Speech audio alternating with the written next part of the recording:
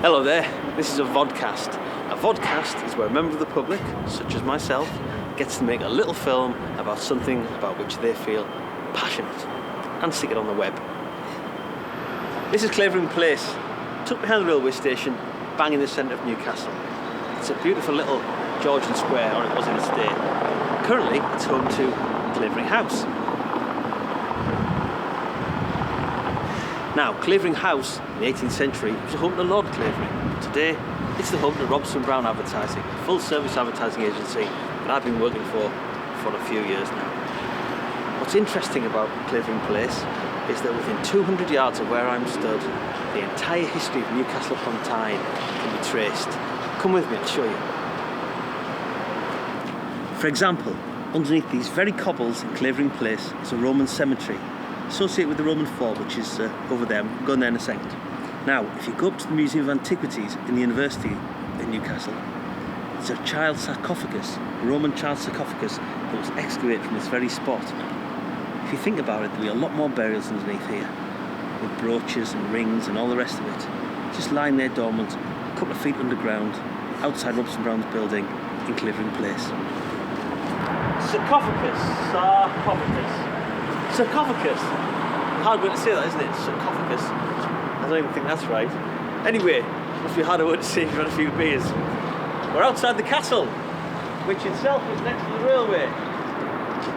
And the reason we're here is because the Roman fort was built here. The castle's actually on the site of the Roman fort, and these lines in the ground, that bit there and that bit there, show the line of the Roman buildings that were stone-built Roman buildings that were within the fort. And this is the doorway, and this is me walking into one of the Roman buildings. Now, the Roman fort was built in the 1st century AD. But the Romans weren't the first people here, because when they were excavating the fort, looking underneath the bricks of the Roman building, they found plough marks in the clay. Those plough marks were made by an hard, kind of ancient plough. So you can imagine some sort of baldric figure ploughing away way back in the Iron Age on this beautiful crag overlooking the River Tyne in Newcastle that will one day be the site of this city. Now, as every Newcastle schoolboy knows, the Romans built a wall 80 Roman miles long, all the way from Wall's End to Bowness and Solway. The original wall started in Newcastle and kind of threw the bit on to Wall's End as kind of an afterthought. Anyway, until very recently, the nearest section of wall that was known about to the fort over there was here, the Mining Institute on Westgate Road. Now, until recently, this section outside the Mining Institute was the nearest section to the fort that was known about. Until they found a bit in here, the old Hertz rent-a-car office. Trench in the middle of the concrete, there it is, Hadrian's Wall, about another 100 yards nearer the fort, probably about 100 yards from the fort. Now, the Romans had the run of the place for about 400 years.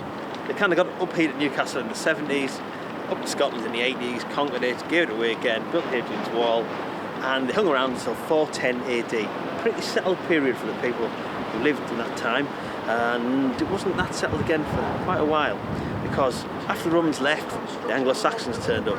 Originally seaborne raiders, they eventually settled, kicked everybody else out, and caused a bit of mayhem. The only thing that left us here in Newcastle that we can find on the keep site is a graveyard.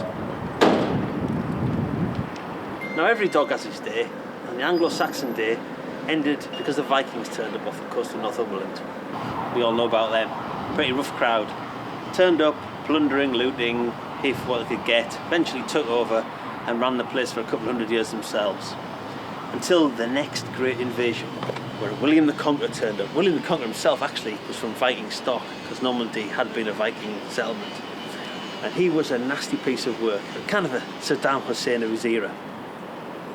Just to give you an idea what a nasty piece of work William the Conqueror was, in Normandy he was known as William the Bastard, and that was because of his illegitimate birth. He was the son of a tanner's daughter through an affair his dad had had. And tanners weren't highly thought of. They made the animal skins wearable, and they used urine to do it, and it was a nasty process, and they kind of had them a bit further down the social rankings. Anyway, when he went on his first expedition to the city of Breton, he had the local aristocrats not taking him very seriously, and they hung hides of animals all around the outside of the city to remind him of his lowly birth. And when he did in fact take the city, he had them all skinned alive and hung them around the outside of the city. Anyway, he gets to England, He gets on at first with the northern barons. They rise up against him. He decides to harry the north, which is pretty much killing every man, woman and child between the Humber and the Tees. That's what they call a scorched earth policy. He then poisons all the wells and does all that kind of stuff to make the area unlivable. And ultimately sends his son up to Newcastle to build a big, strong-looking castle that will make the Scots think twice about coming this far south. His son William Curthouse builds that castle, and the later version is here. And what a fabulous looking place it is. We're now in the medieval period. The medieval period is the period where the church becomes very powerful, where the monasteries run the country pretty much under the crown, of course. And here in Newcastle there are two major monasteries, the Blackfriars and the Whitefriars. And it's believed that it's the Blackfriars and the Whitefriars that lead to Newcastle United's kit having the black and white stripes. Behind me is the Cathedral Church of St Nicholas, with its famous lantern tower. My favourite story from this period revolves around the fact that the Scots were attacking the city of Newcastle, and they said to the defenders to basically let us in or we'll blow off the top of the beautiful lantern tower of St Nick's Cathedral. And the defenders had a good idea. They filled it with Scots prisoners and they said, go on, there you go. And of course they didn't. Now it all starts to go wrong for the church in 1537, well, for the power of the church as it stood at the time, because Henry VIII decided to pretty much disband them all and make himself the head of the new Church of England. And we then leave the medieval period and we're in the modern period as history teaches it. But it wasn't all plain sailing. We did of course have the Civil War, and Cromwell laid siege to Newcastle. He set his cannons up over there in Gateshead and pummeled the city, and he sent a note across saying give up, and the Mayor of Newcastle sent him back a little note telling him pretty much where to go.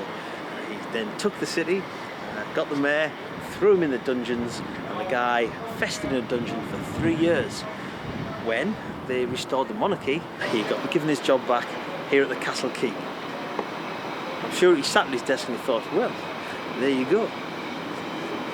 Now the Georgian period, when Clavering House was built, was the period of the agricultural revolution, where basically all the peasantry moved from the land because the land became much more mechanised and more grained, better looked after, and was more productive, and all the peasantry found themselves with something to do. They went to the cities, where the Victorians, in their era, the Industrial Revolution was kicking off, and Victorians really went for it. They built their railways, they built their bridges, they built anything mechanised, and they did a really good job at building Newcastle, like the high-level bridge behind me. I'd just like to point out, while I'm in this area, my brother got lost in Newcastle the other day and rang me up, he's not from this town, and said, I'm at the Budge Hotel. And I didn't know where it was. I said, I've been living in Newcastle 20 years, don't know the Budge Hotel at all. Thought about it long and hard, and I said to him, is there a bridge nearby?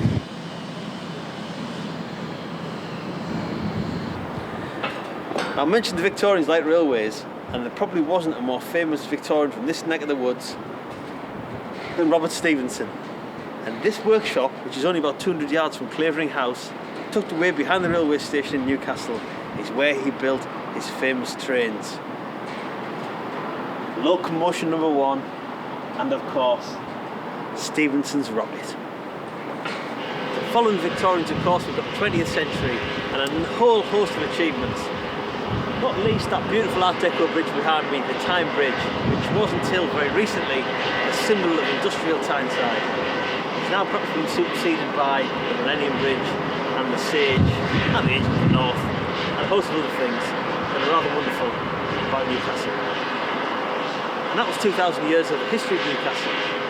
I hope you like my podcast.